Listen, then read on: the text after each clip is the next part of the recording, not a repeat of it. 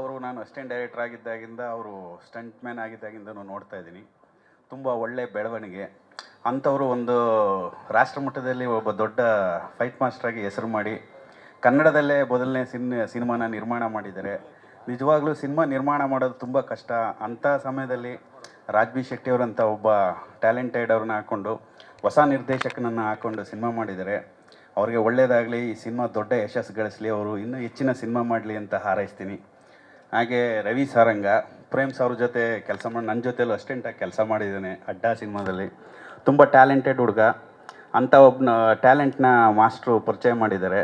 ರವಿಗೆ ಒಳ್ಳೆಯದಾಗಲಿ, ಇನ್ನೂ ಅತ್ಯುತ್ತಮವಾದ ಸಿನಿಮಾಗಳನ್ನ ಮಾಡೋವಂಥ ಧೈರ್ಯ ಶಕ್ತಿಯ ಭಗವಂತ ಕೊಡಲಿ ಅಂತ ಎಲ್ಲ ಚಿತ್ರತಂಡದ ಎಲ್ರಿಗೂ ಶುಭ ಹಾರೈಸ್ತಾ ನಾನು 2 ಮಾತನ್ನ ಮುಗಿಸ್ತೀನಿ. ನಮಸ್ಕಾರ. Mahesh Babu sir, thank you so much. ಮಾಸ್ಟ್ರದು ನಂದು ತುಂಬ 2005-06 ಇಂದನೂ ನಂದು ಅವ್ರದ್ದು ಸ್ನೇಹ. ಅಂದರೆ ನಾನು ಅವಾಗ ಫಸ್ಟ್ ಇಂಡಸ್ಟ್ರಿಗೆ ಎಂಟ್ರಿ ಆಗಿದ್ದು ತಂಗಿಗಾಗಿ ಸಿನಿಮಾದಲ್ಲಿ ಅಸಿಸ್ಟೆಂಟ್ ಡೈರೆಕ್ಟರ್ ಆಗಿ. ಅವಾಗ ಆಲ್ರೆಡಿ ಫೈಟ್ ಮಾಸ್ಟರ್ ಆಗಿದ್ರು ಅವರು.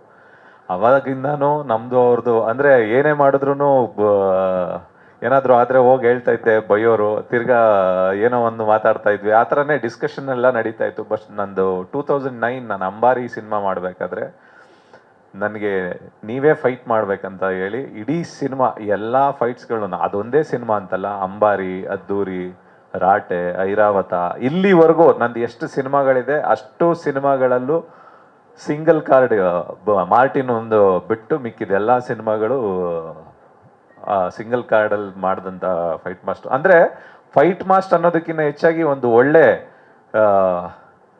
ಫ್ರೆಂಡ್ ಅಂತ ಹೇಳ್ಬೋದು. ಯಾಕೆಂತಂದರೆ ಬೇರೆಯವ್ರ ಹತ್ರ ನನಗೆ ಎಷ್ಟು ಕಂಫರ್ಟಬಲ್ ಇರ್ತೀನೋ ಇಲ್ಲೋ ಗೊತ್ತಿಲ್ಲ ಸಿನಿಮಾ ಮಾಡಬೇಕಾದ್ರೆ. ಇವ್ರ ಹತ್ರ ಅಂತಂದಾಗ ನನಗೆ ಪ್ರತಿಯೊಂದನ್ನು ಡಿಸ್ಕಸ್ ಮಾಡ್ತಾ ಇದ್ದೆ ಅವ್ರಿಗೆ. ಅಂದರೆ ಟೈಮ್ ಕೊಡ್ತಾ ಇದ್ರು ಪ್ರತಿ ಎಲ್ಲ ಒಂದು ಸೀಕ್ವೆನ್ಸ್ಗಳಿಗೂ ಒಂದು ಸ್ಟೋರಿ ಬೋರ್ಡ್ ಮಾಡಿ. ನನ್ನ ಸಿನಿಮಾಗೆ ಅಂತಲ್ಲ, ಯಾವುದೇ ಸಿನಿಮಾ ನೋಡಿದ್ರು ಅವ್ರ ಕೆಲಸದಲ್ಲಿ ಒಂದು ಅಚ್ಚುಕಟ್ಟಿರುತ್ತೆ.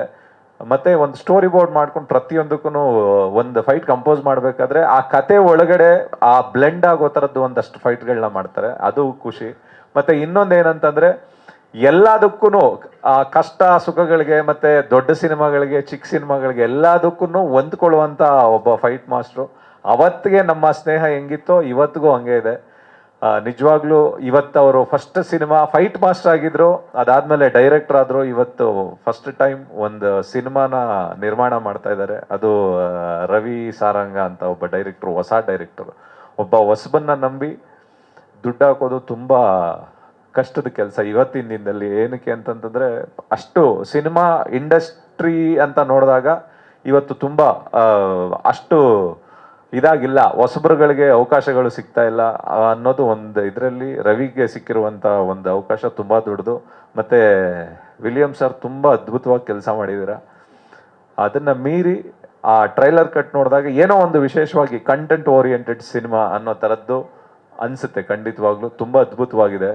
ಅದಲ್ಲದೆ ರಾಜ್ ಬಿ ಶೆಟ್ಟಿ ಮತ್ತು ಇದರಲ್ಲಿ ಮಾಡಿರುವಂಥ ಎಲ್ಲರೂ ತುಂಬ ಅದ್ಭುತವಾಗಿ ಕಾಣಿಸ್ತಿದ್ದಾರೆ. ಒಂದು ಒಳ್ಳೆ ಪ್ರಾಮಿಸಿಂಗ್ ಸಿನಿಮಾ ಆಗುತ್ತೆ ಅನ್ನೋದ್ರಲ್ಲಿ ಡೌಟೇ ಇಲ್ಲ. ಇದೇ ಫೆಬ್ರವರಿ 6ನೇ ತಾರೀಕು ಈ ಸಿನಿಮಾ ರಿಲೀಸ್ ಆಗ್ತಾ ಇದೆ. ಎಲ್ಲ ಕೇಳ್ತಾ ಇರ್ತೀರಾ, ಮಲಯಾಳಮಲ್ಲಿ ಬಂದಾಗ ಮತ್ತೆ ತೆಲುಗುಲ್ ಬಂದಾಗ ಹಿಂದಿಲಿ ಬಂದಾಗ ಕಂಟೆಂಟ್ ಓರಿಯೆಂಟೆಡ್ ಸಿನಿಮಾ ಬೇಕು, ನಮ್ಮ ಕನ್ನಡದಲ್ಲಿ ಬರಲ್ಲ ಅಂತನ್ಬಿಟ್ಟು. ಇದನ್ನ ನೋಡಿದ್ರೆ ಖಂಡಿತವಾಗ್ಲೂ ಆ ರೀತಿ ಅಂತ ಅನ್ನಿಸ್ತಿದೆ. ಕಂಟೆಂಟ್ ಓರಿಯೆಂಟೆಡ್ ಸಿನಿಮಾ ಗೊತ್ತಾಗಬೇಕು ಅಂತಂದ್ರೆ ಎಲ್ಲರೂ ಥಿಯೇಟ್ರಿಗೆ ಹೋಗಿ ಸಿನಿಮಾ ನೋಡಬೇಕು. ಪೈರಸಿನ ಕಟ್ ಮಾಡಿ ಎಲ್ಲರೂ ಥಿಯೇಟ್ರಿಗೆ ಹೋಗಿ ಸಿನಿಮಾ ನೋಡಿ. ಯಾಕೆಂತಂದ್ರೆ ಥಿಯೇಟ್ರಿಗೆ ಹೋಗಿ ಸಿನಿಮಾ ನೋಡಿದಾಗ ನಿರ್ಮಾಪಕ ಹೊಡಿತಾನೆ, ದುಡ್ಡು ಬರುತ್ತೆ, ಇನ್ನೂ ಒಂದಷ್ಟು ಹೊಸ ನಿರ್ದೇಶಕರುಗಳಿಗೆ, ಹೊಸ ಟ್ಯಾಲೆಂಟ್ಸ್ಗೆ ಕೆಲಸ ಸಿಗುತ್ತೆ ಅಂತ ಹೇಳ್ತೀನಿ. ಎಲ್ಲ ಯಾಕೆಂದ್ರೆ ಕನ್ನಡ ಜನ ಒಳ್ಳೆ ಕಂಟೆಂಟ್ ಆಗಲಿ ಒಳ್ಳೆ ಸಿನಿಮಾಗಳನ್ನ ಯಾವತ್ತಿಗೂ ಬಿಟ್ಟಿಲ್ಲ. ಈ ಸಿನಿಮಾನು ಖಂಡಿತವಾಗ್ಲೂ ಅವರು ಸುದೀಪ್ ಸರ್ ಹೇಳ್ದಂಗೆ ಖಂಡಿತ ದೊಡ್ಡ ಹಿಟ್ ಆಗೇ ಆಗುತ್ತೆ. All the very best Ravi, all the very best master, all the very best, good luck.